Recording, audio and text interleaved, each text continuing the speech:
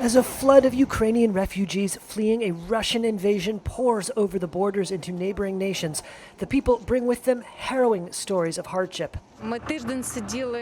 We stayed for a week near Kyiv. We thought it would be safer there than in Kyiv. But our town was bombed.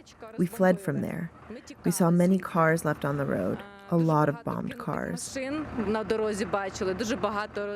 We were escaping to Kyiv, but now the situation in Kyiv is also scary because a few days ago they started bombing Kyiv, and it is very unsafe there.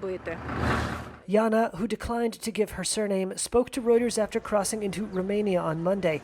She's one of an estimated 1.7 million civilians displaced by the Russian onslaught. And that number could just be the beginning. Here's the European Union's foreign policy chief.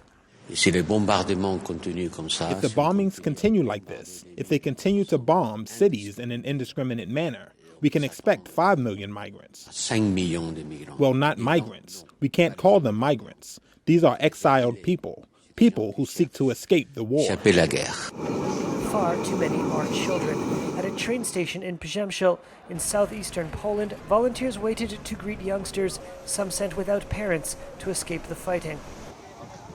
In a shelter in the nearby town Medyka, a refugee named Olena, who didn't give her last name, huddled in tents and begged the nations of NATO to enforce a no-fly zone over her country to protect the people from Russian airstrikes.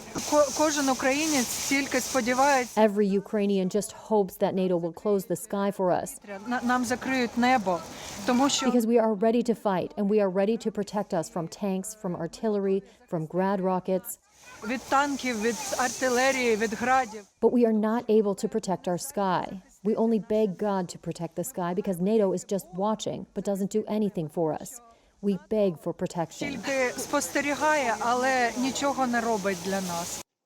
Poland, which has the largest Ukrainian community in Central Europe, has received more than 1 million Ukrainian refugees since the conflict began.